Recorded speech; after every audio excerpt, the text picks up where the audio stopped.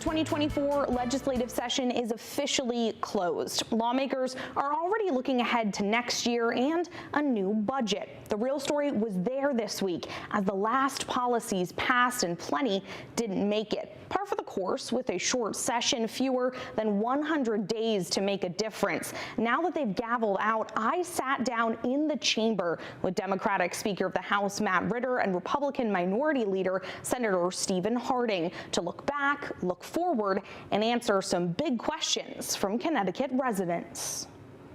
This session always starts with conversations that you have with people in your districts, with your constituents. When we started this session and as it went on, what were those challenges that you were hearing from people? Were there any public comments that really stuck with you? Speaker, we'll start with you. Sure. I mean, I think if you look at the ARPA allocation that we made, right? I mean, I spent January at 2 different community colleges across the state, them talking about what cuts would mean for them, what it would mean to have tuition increases at a time when the state is in a very good place financially. I heard from high school students about the environment and trying to do something to try to address climate change. And we heard from seniors about elder care 5001, which passed in a bipartisan way. I don't think anybody voted against it in either chamber. And so those are the victories that you have or progress that you made, and you look forward to next year to continue the stuff you did now. Yeah, and Senator? Yeah, many of the same things, and one of the things that, you know, in my district that I hear often is just how costly everything is, and how that wallet is getting tighter and tighter for so many families throughout the state. And so being cautious of how we spend our money and the tax burden that we may be placing on residents, and what we're setting ourselves up for going into fiscal year 26 when we're going to do a biennium budget this time around. We got to make sure that we're cognizant of how we spend the taxpayer money and that we're investing it well, and that maybe we can work out a budget that provides further tax relief. I mean, that's one of the things I consistently hear over and over and over again from constituents. And also on issues of public safety.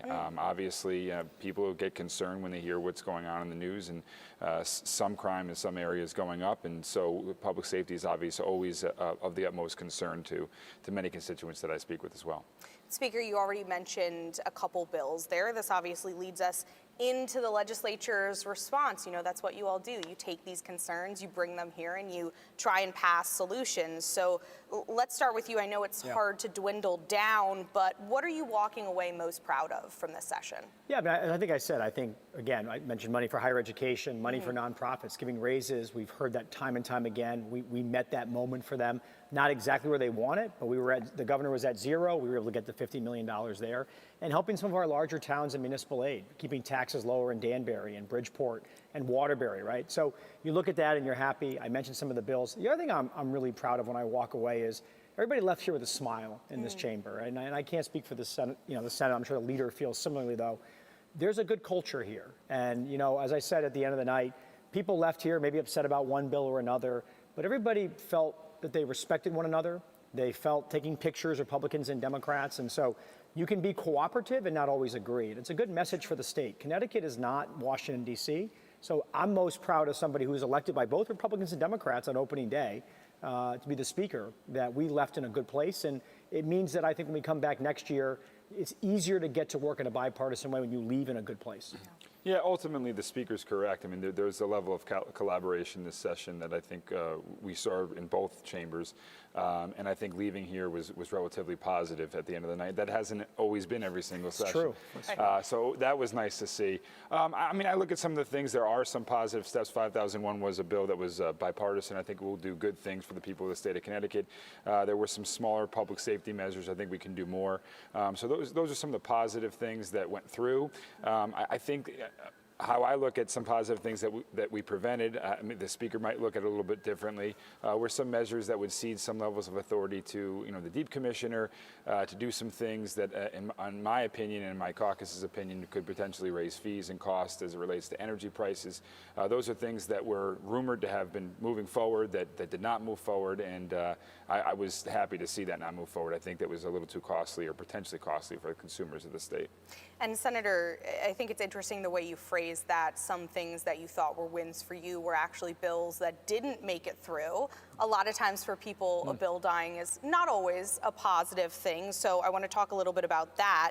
You know, out of hundreds of bills, priorities like housing for a lot, climate for some, really got put into these big policy packages this year. And we saw some things pass and a lot of other things that didn't. So what were you most disappointed to see die? Is there anything you feel you should have gotten to this session? One of the things is associated healthcare plans, and I know that there are individuals on a bipartisan basis, particularly in the House, that strongly supported something like that. And that would have allowed smaller employers to kind of collaborate together and create healthcare plans that would have been more affordable for their employees, would have made them more competitive, in my opinion, with bigger employers that offer these really good benefit packages.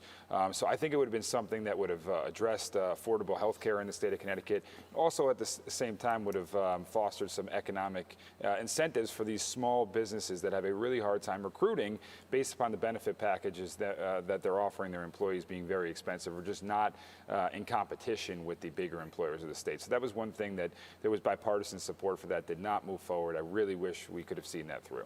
And Speaker, anything that you were most disappointed to see die this year? Disappointed's a strong word, right? Okay. I mean, time becomes a crunch. And so it's hard to get angry at anybody when they say, look, we didn't have enough time to do it. The odd year, you have a lot more time to plan your calendar out. Yeah. I mean, SB 2 is one that I wish we had worked out. That was the artificial intelligence bill. I know Senator Maroney worked hard. I was sort of caught between the governor and him on that, but that's one I hope that they can revisit in the off session. I thought it was a very good piece of legislation, except for that. Spotting disinformation during an election year can be tough. Verifying is your resource. Hung up on. So one of those big priorities for the governor that once again really didn't get a lot of traction in the Senate was climate. This was kind of wrapped up in this big climate omnibus bill. A lot of Republicans were dubbing it the green monster.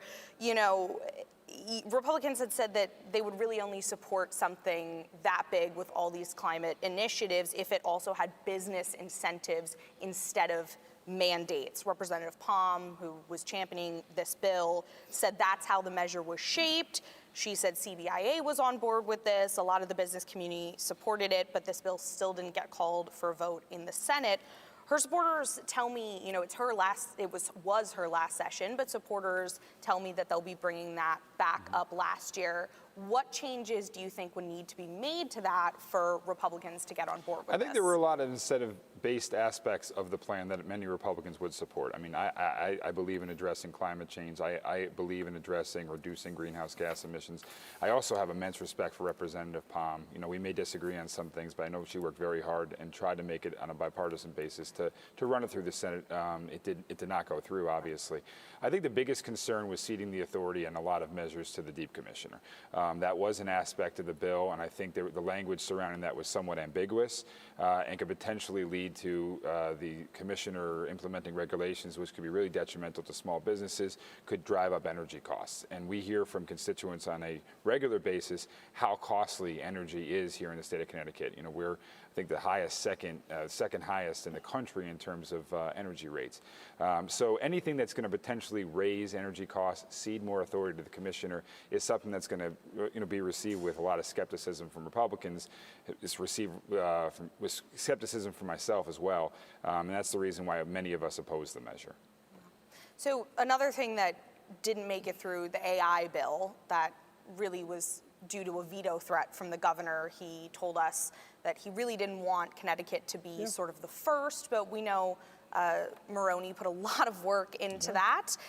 The governor sort of pushing more of a coalition of states. But we know that Connecticut is the first a lot of times in different legislative sectors. You know, this state takes the lead and really puts out a blueprint for a lot of different things. Speaker, like college basketball, for example. Like college basketball, exactly, the basketball capital of the world. So, Speaker, is there anything, you know, from this session or the last one that you felt like Connecticut was a first in that you're most proud of?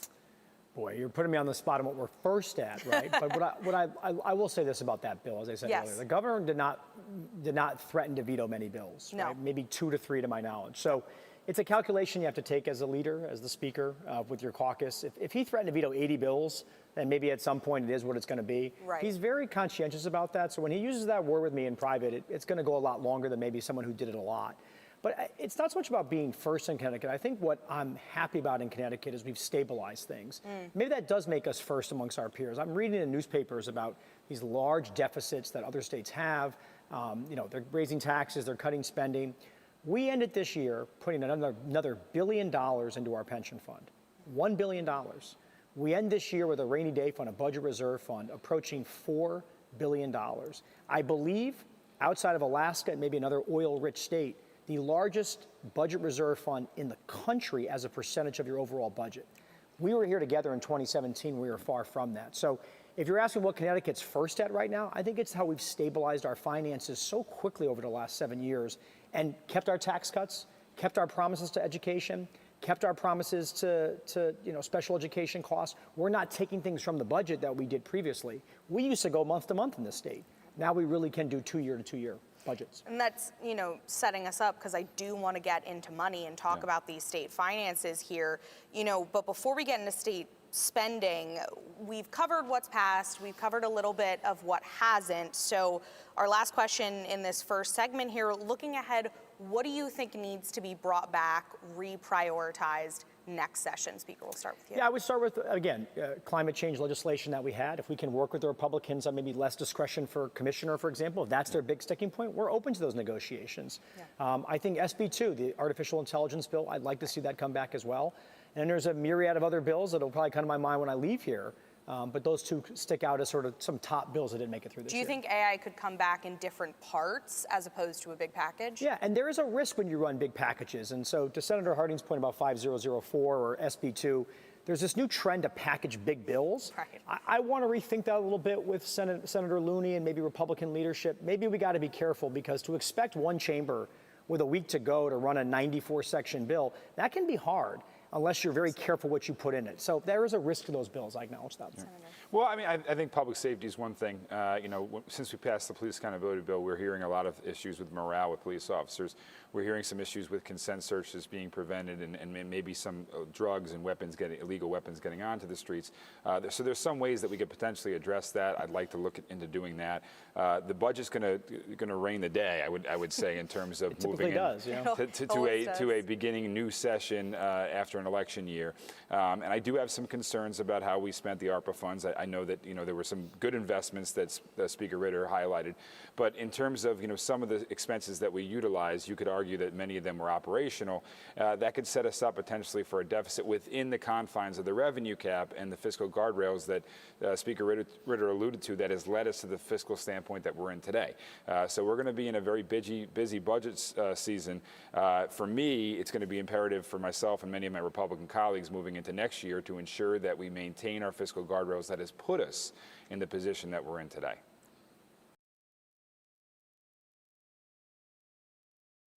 Thanks. Find all that reporting online and on the Fox 61 News app. But this episode, I asked House Speaker Matt Ritter and Senate Minority Leader Stephen Harding, with the session behind them, what were the fears and the successes in this budget battle?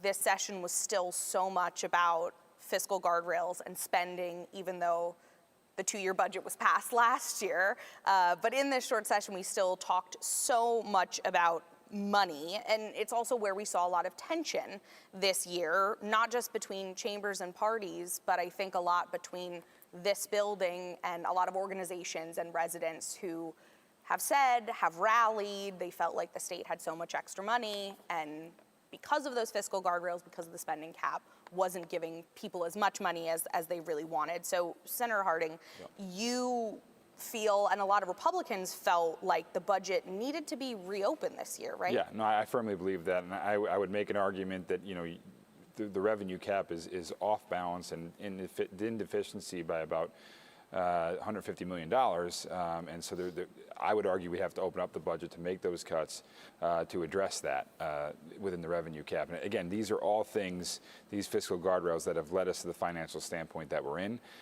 It has led us to reducing taxes. I think it could lead us to further reducing taxes and putting the money back in the pockets and the pocketbooks of so many individuals throughout our state that are working so hard. And that's one of the things that I hear most from residents when I'm knocking doors, meeting with them, is how costly everything is. Anything that's going to potentially put more cost burden upon them from the state of Connecticut is going to be an economic driver downwards, which we haven't been seeing, fortunately. We've been seeing it upwards. In order to keep it that way, I think the fiscal guardrails are imperative for that. The Speaker, you were obviously part of conversations to not reopen the budget, to not make any formal budget adjustments this year. Tell me a little bit about what led to that decision, and now that the session's over, if you still think that was the right choice. It was the right choice because we didn't have to change anything from our biennium budget. We didn't have to change our spending package or our revenue package. The tax cuts we enacted stayed. The earned income tax credits at its highest level of all time. I mentioned education cost sharing, the highest increase in state history, not a dollar touched. The revenue cap that the senator mentioned, yeah, it could be off. We carried about $200 million in surplus from FY24 to FY25. That greatly shrunk that gap. Admittedly, that number jumped $100 million in 1 week. So it is hard sometimes because we get the numbers very, very late in the game. And even as of April, when we got our final revenue numbers, it went from $400 million going to the pension fund to over $1 billion. It jumped almost $500 to $600 million in 1 week. And so in hindsight, I'm glad we didn't reopen the budget because the numbers were so good and positive, we didn't really feel the need to. And it would have required some reductions in some places potentially. And when you have $1 billion surplus, it's hard to explain to the public why you're reducing services.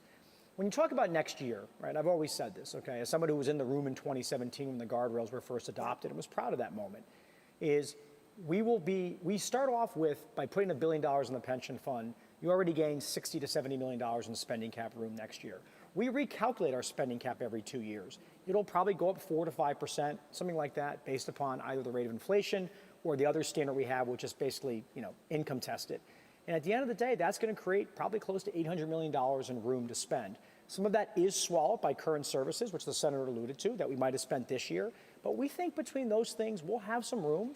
And then you go from there. But I have read every year it's going to be a budget nightmare. We're never going to get there. But we find a way. And I think we'll do it again next year, too. You mentioned being there in 2017 when the fiscal guardrails were first put in place. I think most everyone I've spoken with about this agrees that these have led to the place Connecticut is in now, in a very financially healthy place. We saw the fiscal guardrails renewed, but I've also heard from some lawmakers that they think maybe considering reforms next year might be a good idea. Speaker, we'll start with you. What's your response to that? I think it depends what the reform is. If it's taking money and sort of spending it outside the spending cap for ongoing recurring expenses, that's going to set you for a slippery slope. Right. The one that I've heard the most talk about, right, and maybe the senator doesn't agree, is the number that we picked for what's known as the volatility cap. And people watching at home are probably like, what are these two talking about?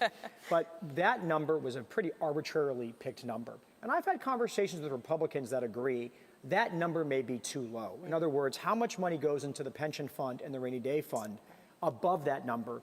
Could you move that number a little higher? And that would create a couple things, a little more revenue to spend, but also, and potentially, who knows, instead of putting $1 billion in the pension fund, maybe you're putting $800 million. I'd be willing to look at that, but it also depends on what we're using it for, and again, making sure we have that sustainability. The guardrails also expire in 2028, and my message to the governor has been, and to my friend on the right, if you don't make reforms or do something, you do run the risk of the guardrails going away. If we're so inflexible that we're cutting nonprofits or we're cutting education cost sharing. So you have to be open-minded or you can lose the whole thing. And I would say, look, we have to be open-minded, but I really would be extremely cautious in terms, particularly the volatility cap that the speaker mentioned. I understand that that number may be somewhat arbitrary and it has to be revisited. But at the same time, we still have the second highest debt per capita, in the country that we're trying to pay down. We've made record payments towards that. That's undoubtedly the case. However, I would say that considering the amount we have debt, I really would, and the fact that the volatility cap is what is paying down that debt, I'd be extremely cautious about changing the numbers in which less debt may be paid down from that. My only response to that, though, is if you look at around 2038 and beyond, the pension fund becomes in a much healthier condition, even if we didn't put any additional. It's an election year, and we know it can be hard to spot disinformation, whether it's. And that's largely because those very rich benefits that were given to the Tier 1 employees will begin to go away as people, unfortunately, are no longer with us. But the real drain on that system is people who were used to retire with their full salaries and the state putting no money in. It will get better. So you have to ask yourself, what is the goal? Is it to fully fund 100%? Is it to taper off as the benefits themselves come down? I think it's worth a conversation. So I want to get a little bit now into the American Rescue Plan Act spending plan.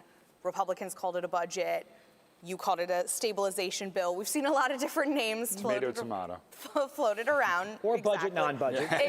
Exactly. But whatever you want to call it, it's these federal dollars that needed to be allocated this year. Correct. The state had about 370 million left over. Probably more. Potentially more, and this plan did pass. It did go through to reallocate this money for this year. These are dollars that came through from Capitol Hill during COVID-19. We're seeing COVID not as much of a threat anymore, but we're still seeing a lot of sectors, a lot of organizations, and people who are saying they're still struggling. They say they had needs before the pandemic, and now those needs are even greater. So I know, Speaker, you are already starting to mention before some of what that money went toward.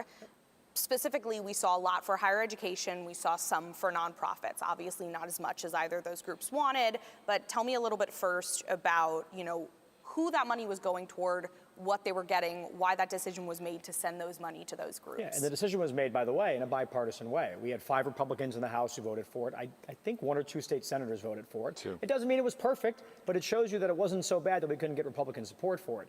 Again, higher education consumed about half of the money. Municipal aid was another part. A lot of towns received money. I think that's why some Republicans voted for it down here, was their towns were getting Those aid. Individual municipalities. Yeah, Danbury, for example, did very well. I think their representative on the Republican side voted for it, if I recall correctly. Yeah. And the nonprofits. But, you can vote against it, but at the end of the day, there's going to be people in the nonprofit sector who are going to see a 2.5% increase. And I'm going to tell them, I voted for that and I supported that. And so you can argue all you want about whether we should reopen the budget, but I think that wanting that and voting against ARPA, I would not agree with. I would have made my case, but I would have voted for the ARPA allocation because it did nothing bad, right? It only helped people at that point. And it's fun money that we have to spend by the end of the year. So I see it a little differently. I understand that many of these investments are good investment. There's some investments, significant investments to UConn, and to higher ed as well. I think there might have been some disagreement on those investments there. I mean, the bigger thing for me is if it's truly a priority, open up the budget and make it a priority within the operational budget. I know that would have been very difficult with this year to abide by the fiscal guardrails to do that, but that would be my argument towards that. There was arguably about $400 million you could argue would be operational expenses that we utilized ARPA for. In addition to that, my vote against it, and many of my colleagues voted against it, was taking projects that were allocated towards ARPA, then shifting it onto the state's credit card. So we had projects that were being funded unilaterally by the federal government, and we were taking those projects, shifting it onto our state credit card. The taxpayers are now paying for that with interest. I mean, so I would say that there's no doubt there's good investments there. There were many positive investments, but how I look at it is from a fiscal standpoint, I don't think it was necessarily fiscally responsible what was done with the ARPA package. Well, and on the bonding side, just to comment on that, though, we have a bond cap. That's another one of the fiscal guardrails. So yes, some stuff got moved to bonding, but you're not going to exceed the amount you borrowed beyond the cap. You're probably just replacing other things that you would have bonded. Yeah. Right. I've heard both of you talk a lot throughout today about time. It's a short session. In the long session, you have to pass the 2-year budget, which is always kind of the biggest deal. In the short session, maybe adjustments to the budget, maybe not. Money's still a topic of conversation, but I think a lot of people toward the end feel like we've run out of time. There just isn't enough time, in fewer than 100 days to get everything done that you want to get done. Connecticut has a short session every other year, as I said, and I know both of you were proud of many things that were able to get through, but obviously a lot didn't. For each of you, I'll start with Senator Harding. I know this is a big question, but do you think the part-time legislature is effective? Oh, absolutely. Absolutely. I think part of the reason why it's so effective is we have lives outside of this building. We understand what it's like to have some struggles and to balance those budgets. We're small business owners. We're attorneys, we're realtors, we're plumbers, we're teachers, we're police officers, we're firefighters. I mean, it is amazing. It's the crossroads of the state. That's ultimately how our government should be operating. I think that's what our founding fathers wanted how this government to operate. So I think the part-time legislature is a good thing.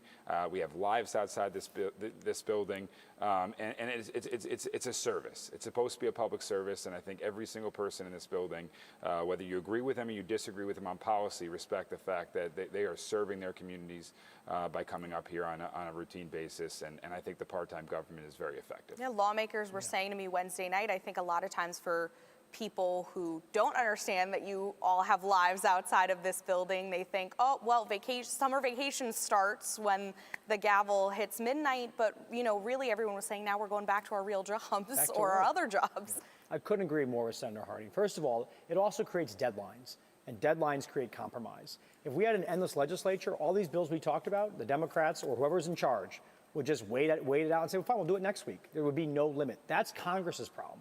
When they have deadlines, like when they have to get the budget done, they do force compromise. The debt ceiling, they got there. Without deadlines, you don't see compromise.